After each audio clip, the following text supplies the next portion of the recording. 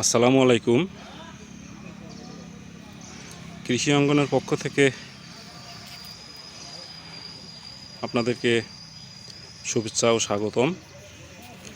তো আমি আজকে এসেছি নওগাঁ জেলার মান্দা উপজেলার কুসুম্বা ইউনিয়নে।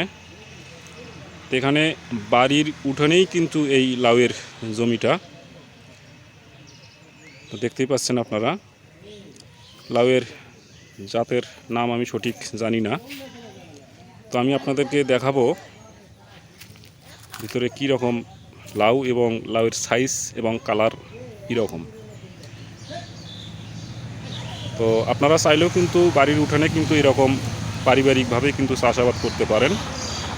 তো তার আগে আপনাদের ছোট্ট একটা রিকোয়েস্ট, আপনারা চ্যানেলটা অবশ্যই সাবস্ক্রাইব করে রাখবেন আর লাইক করবেন। লাইক করলে ভিডিও করার আগ্রহটা একটু বেড়ে যায়। আর ভিডিওটা কেমন লাগলো আপনারা অবশ্যই কমেন্টস করে জানাবেন, এবং কী ধরনের ভিডিও পেতে চান আপনারা সেটাও জানাতে পারেন কমেন্টসে। আর সর্বোপরি আমি আরও একটা রিকোয়েস্ট করব, ভিডিওটা অবশ্যই শেয়ার করে দেবেন।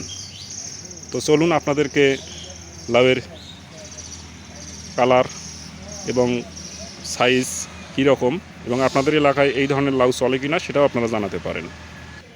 এই তাপমাত্রার ভিতরে আসলে যে কোনো সবজির আবাদ করাটাই খুব দুরূহ ব্যাপার। বাড়ির উঠোনে কিন্তু ছায়াযুক্ত এলাকা, ছায়াযুক্ত জায়গা, সেখানেই কিন্তু এই চাষটা করা হয়েছে।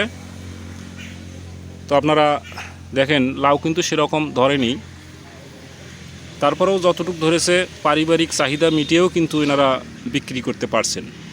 আমি এই পাশটায় যদি দেখাই, আপনারা দেখতেই পাচ্ছেন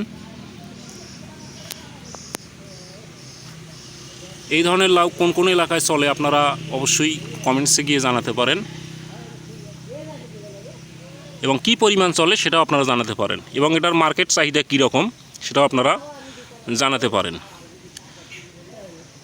তো ঠিক আছে, আজকের মতো এ পর্যন্তই। দেখা হবে নতুন কোনো ভিডিও নিয়ে। ওকে, আসসালামু আলাইকুম।